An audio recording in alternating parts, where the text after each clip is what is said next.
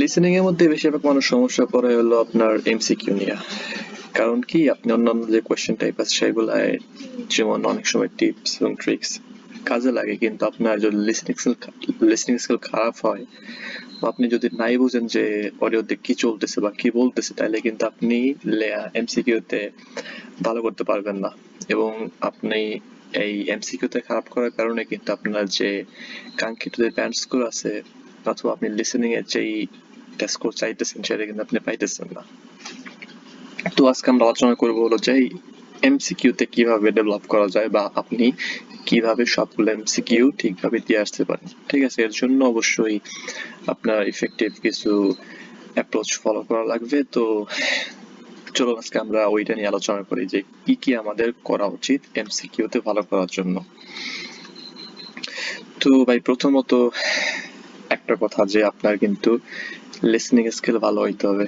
তার মানে কি আপনার যে অডিও চলতেছে বা যা বলতেছে আপনার কিন্তু সেইগুলা কিন্তু ঠিক মতো বুঝতে হবে। যদি না বুঝেন তাহলে কিন্তু এটা সমস্যাই। ঠিক আছে, তো প্রথম কথা হলো যে আপনার লিসনিং স্কিল ভালো হইতে হবে। এরপর আসি যে কোয়েশ্চেন গুলা কেমন হয় আর কি।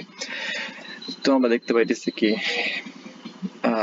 এমসিকিউতে সাধারণত যেটা একটা আর কি আপনার অপশন সিলেক্ট করতে হয়, ওইটা আপনার কি করতে হয়, তিনটা আপনার অপশন আসে এবং সাথে একটা কোয়েশ্চেন, তাই না? বেশিরভাগ সময় 4-5টা থাকে আর কি, এবং পার্ট 3 তে আমরা এটা বেশি পাই। এর একটা বড় সমস্যা হইতেছে যে আপনি দেখেন এখানে আপনি কিন্তু সময় বেশি পাইতেছেন। আপনার যে কোয়েশ্চেন গুলো পড়বেন সেই অডিও চলার মাঝখানে যেই সময়টুকু গ্যাপ দেয়, এটুকু কিন্তু অনেক সময় আমরা পড়ে উঠতে পারি না। আর আপনি যদি এমসিকিউ না পড়তে পারেন এবং সাথে অপশনগুলো না পড়তে পারেন তাইলে কিন্তু আপনি বুঝবেন না। কারণ কি ম্যাক্সিমাম টাইম কিন্তু প্যারাফ্রেজ করে দাঁড়ায়, তাই না? ধরেন আপনার কোয়েশ্চেনে দেওয়া আছে একটা জিনিস, কিন্তু অডিওতে কিন্তু ওই জিনিসটা বলবে, ঠিক আছে, কিন্তু আপনার ঘুরাই ফিরিয়া অন্য ওয়ার্ড দিয়ে বা কোনো সিনোনিম ইউজ করে সেইভাবে বলবে, তাই না? তো প্রথমত কি আপনার এই জন্য ওই কোয়েশ্চেনটা বুঝতে হবে এবং সাথে সাথে সেই অপশনগুলো বুঝতে হবে, তাই না?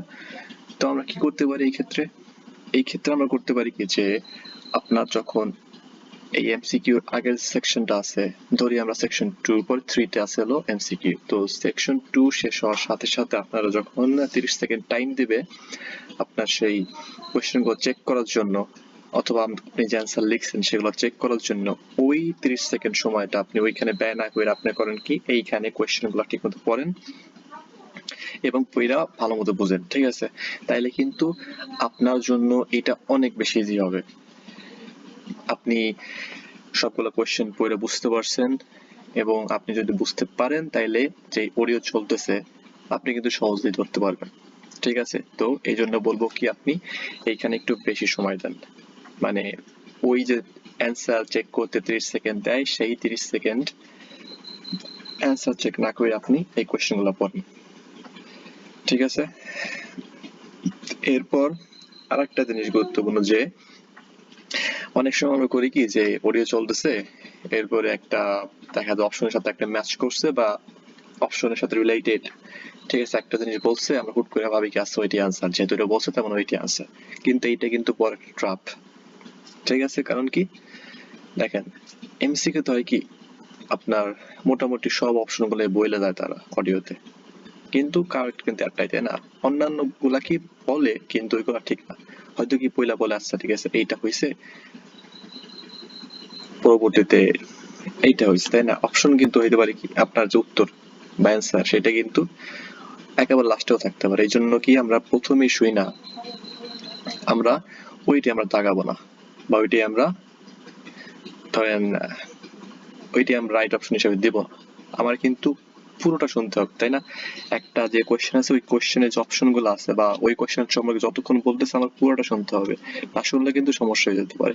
ধরেন একটা কিছু বলছে, পরবর্তীতে ওইটা চেঞ্জ করে অন্য কিছু বলছে, আপনি যদি প্রথমে তাকাই ফেলেন তাহলে কিন্তু আপনার এখানে বড় একটা সমস্যা, আপনার ভুল হওয়ার চান্স কিন্তু অনেক বেড়ে যায়। এবং সাথে সাথে আরেকটা জিনিস করতে পারেন যে আপনি একসাথে দুইটা কোশ্চেন করতে পারেন, যেমন এখানে 15 নাম্বার 16 নাম্বার, আপনি দুইটা কিন্তু কোশ্চেন একসাথে পড়তে পারেন। এতে হয় কি ধরেন আপনি কোনোভাবে একটা কোশ্চেন মিস করে গেছেন, ঠিক আছে, আপনি আনসার পাইতেছেন না, আপনি কিন্তু হারিয়ে যাবেন বা আপনি কিন্তু গোলাই ফেলাবেন, ঠিক আছে, যে আপনি কোথায় আছেন। এই জন্য কি হবে, আপনি যদি দুইটা কোশ্চেন একবারে পড়লে আপনি ধরেন একটা কোশ্চেন মিস করছেন, কিন্তু পরবর্তীতে যেই কোশ্চেন বা যে অপশন নিয়ে বলতেছে ওইগুলো আপনি ধরতে পারলে আপনি পরবর্তীগুলো রাইট হওয়ার চান্স বেশি থাকবে। তো এই জন্য ট্রাই করবেন কি দুইটা পড়ার জন্য। এটা আমি মনে করি যে এটা আপনাদের জন্য ভালো হবে। যদি একটা মিস হয়ে যায় পরবর্তীতে আপনার ধরা আবার চান্স আছে।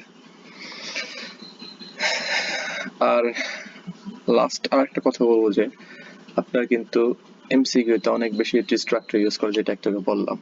এই জন্য কিন্তু আপনার এটা এক্সট্রা ভাবে প্র্যাকটিস করা দরকার।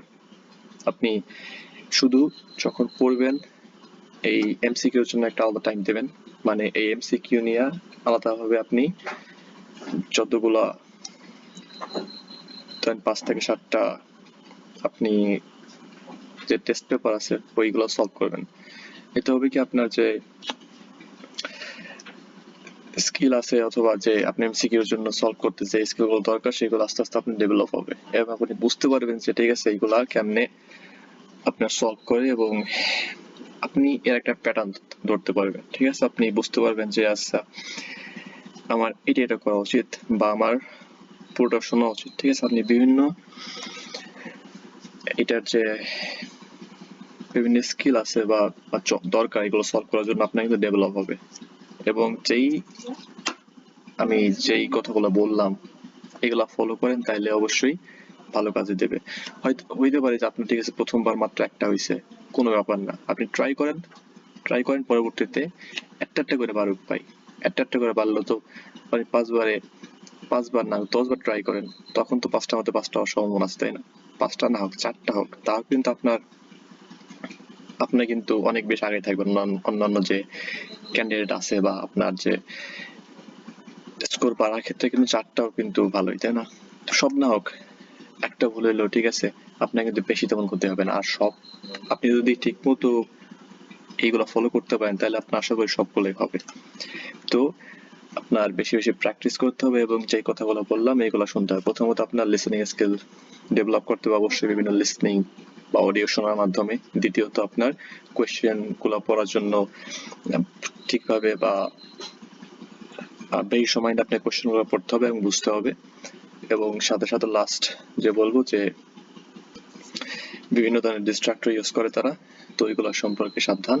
এবং পুরো আপনার একটা কোয়েশ্চেনের জন্য যে পুরো অডিওটা আছে ওইটা শুনতে হবে এবং সাথে সাথে 2টা কোয়েশ্চেন একবারই পড়াই ভালো। তো আশা করি এইসব টিপস গুলো ফলো করলে আপনার যে মাল্টিপল চয়েস কোয়েশ্চেন্স আছে বা এমসিকিউ আমরা বলি আপনি ভালো একটা স্কোর পাবেন। তো আজকের জন্য এই পর্যন্তই, আশা করি সামনে অন্য কোনো ভিডিওতে আবার দেখা হবে।